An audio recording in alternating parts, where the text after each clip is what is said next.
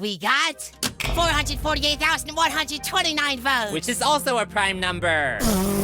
Wow, I'm Tennis Ball, and I'm a nerdy weirdo. Religion and politics often make some people lose all perspective and give way to ranting and raving and carrying on like emotional children. They either refuse to discuss it with reason or else they prefer argumentum ad hominem, which is a hell of a way to conduct a discussion. Well, anyhow, not long ago, I was talking about the elections and how the campaigns were ignoring the issues and sticking instead to invective and personal crap that had nothing to do with the substantive problems of running a government, which is all true, as you know, if you followed the speeches and so-called debates of the candidates. Anyhow, one of the guys I was talking with said not a word in the whole conversation except at the end when he suddenly chuckled and said we were all full of shit and why didn't we go live in Russia or China if that was the way we all hated the United States of America. Next thing you know, the whole blooming discussion was more like a brawl and the epithets flew thick and fast and the noise was incredible. Someone said son of a bitch and I think he said bastard. I couldn't be sure. It was also confusing. Well, anyhow, I was attempting to get it all back on a rational level. I tried, for example, to talk to the one who had started it all and I asked him just what did he mean we were all full of shit. Was he making a statement of fact as he knew it and where was his documentation to back up his claim? I think Socrates would have been proud of the way I refuted his argument. That is, I tried to refute it, but all he could offer by way of rebuttal was more of the same about how we were all full of shit, but he wouldn't say why. He just kept on repeating it, that and the part about Russia and China and communist dupes, and I'll have to confess that I got a bit angry and told him to stuff his ideas up his ass, which you don't have to tell me is hardly a way to convince anyone in an argument. Then he got salty and threatened to give me a punch in the mouth if I didn't shut up, and I really got hot, and the others did too, and we all beat the shit out of Mr. Conservative, and after all, he had only himself to be blamed. This is still a free country, and anyone telling a fellow like me, brother, you're full of shit, better be good and ready to answer politely when asked if he'd care to say why.